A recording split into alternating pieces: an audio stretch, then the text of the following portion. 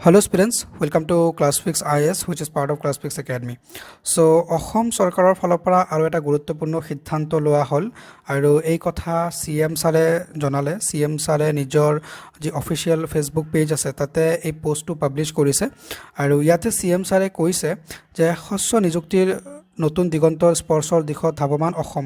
So অসমত যি নিযুক্তি প্ৰক্ৰিয়া হৈ আছে সেয়া শস্য আৰু নিকাভাৱে হৈ আছে আৰু সেই শস্য আৰু নিকা প্ৰক্ৰিয়াক আৰু শস্য আৰু নিকা কৰিবলৈ অসম চৰকাৰে এক নতুন সিদ্ধান্ত লৈছে। সো বেসিক্যালি ইয়াতে অসম লোকসেৱা আয়োগৰ যি ডকুমেণ্ট ভেৰিফিকেশ্যন হয় সো এতিয়া সেই অসম লোকসেৱা আয়োগৰ ডকুমেণ্ট ভেৰিফিকেশ্যন বা ডকুমেণ্টেশ্যনৰ প্ৰচেছখিনি গোটেই ডিজি লকাৰত হ'ব। ঠিক আছে, সো ডিজি লকাৰত হ'ব। এই ক্ষেত্ৰত ইয়াতে ক্লিয়াৰলি মেনশ্যন কৰিছে, আপোনালোকে দেখা পাইছে অসম লোকসেৱা আয়োগে এতিয়াৰ পৰা ডিজি লকাৰৰ জৰিয়তে পৰীক্ষা কৰিব পাৰিব প্ৰাৰ্থীৰ তথ্য।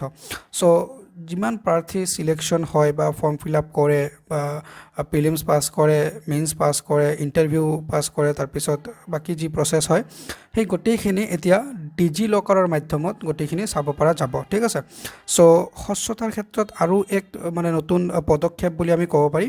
আৰু ইয়াতে APSCয়ে কেৱল যি আপোনালোকৰ APSC CCৰ পৰীক্ষা হয় সেইটো নহয়, APSCৰ আণ্ডাৰত যিমান পৰীক্ষা হয়, অসম লোকসেৱা আয়োগৰ অধীনত যিমান পৰীক্ষা হয়, ইঞ্জিনিয়াৰ ছাৰ্ভিচে হওক বা বাকী পৰীক্ষা হওক, চবৰে কিন্তু এই মানে প্ৰচেছটো ফ'ল' কৰা হ'ব। সো এইটো এটা গুড ষ্টেপ বুলি আমি ক'ব পাৰি। ইয়াতে বেচিকেলি কি কৰা হ'ব সেই বিষয়ে তেওঁলোকে অলপ জনাইছে।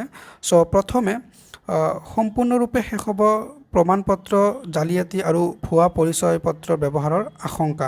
মানে যেনেকৈ হয়তো ডকুমেণ্টত থাকে এটা কিবা আপলোড কৰে কিবা এটা, সো এনেকুৱা যিটো মানে ভুৱা প্ৰমাণপত্ৰ মানে দিয়ে বা প্ৰাৰ্থীয়ে ছাবমিট কৰে বা ভুৱা বা জালিয়াতি কৰাৰ যিটো সম্ভাৱনা থাকে সেইটো কমপ্লিটলি শেষ হ'ব এই যিটো প্ৰচেছৰ মাধ্যমত। ঠিক আছে, তাৰ পিছত লগে লগে হ্ৰাস পাব আইনী জটিলতাৰ সম্ভাৱনা। এতিয়া আইনী জটিলতা মানে কি, কোনোবা এজন কেণ্ডিডেটে হয়তো কিবা ভুল ডকুমেণ্ট ছাবমিট কৰিছে, তাৰপিছত সেইটো ডাউটফুল হৈছে, তাৰপিছত এইটো হয়তো তাৰ ওপৰত কেছ হৈছে। চ' এনেকুৱা যিটো মানে কমপ্লিকেশ্যনছবিলাক আহে সেই গোটেইখিনি শেষ কৰা হ'ব। ঠিক আছে, মানে এই প্ৰচেছৰ মাধ্যমত।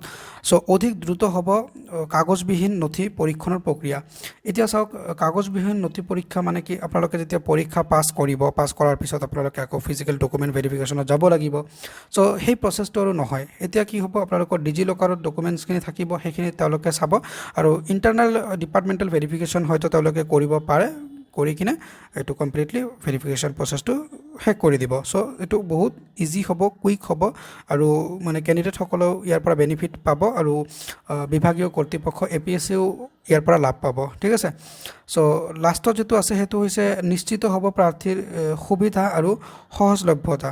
চ' এতিয়া কোন প্ৰাৰ্থী পাছ কৰিছে, কোন প্ৰাৰ্থী মানে ফৰ্ম ফিল আপ কৰিছে, সেই গোটেইখিনি তথ্যবিলাক কিন্তু চৰকাৰে হওক বা বিভাগীয় কৰ্তৃপক্ষই হওক ইজিলি এক্সেছ কৰিব পাৰিব ডিজি লকাৰৰ মাধ্যমত। চ' সেইটো এটা খুব ধুনীয়া ষ্টেপ লৈছে।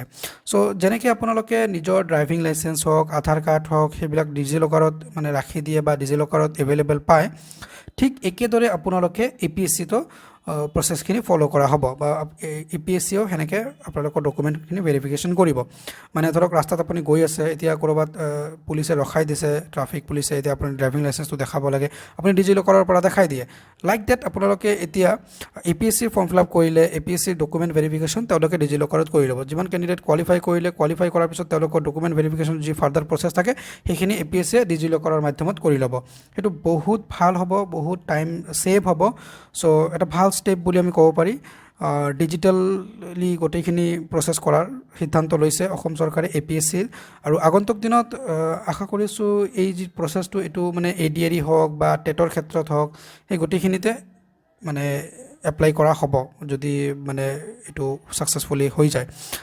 চ' ভাল এটা ষ্টেপ অসম চৰকাৰৰ ফালৰ পৰা আমি ৱেলকাম জনাইছোঁ আৰু এনেকুৱা মানে ইন'ভেটিভ কাম অসম চৰকাৰে কৰি থাকিব বুলি আগন্তুক দিনত আমি আশা ৰাখিছোঁ। চ' ভিডিঅ'টো ইমানতে শেষ কৰিছোঁ। Bye bye, take care.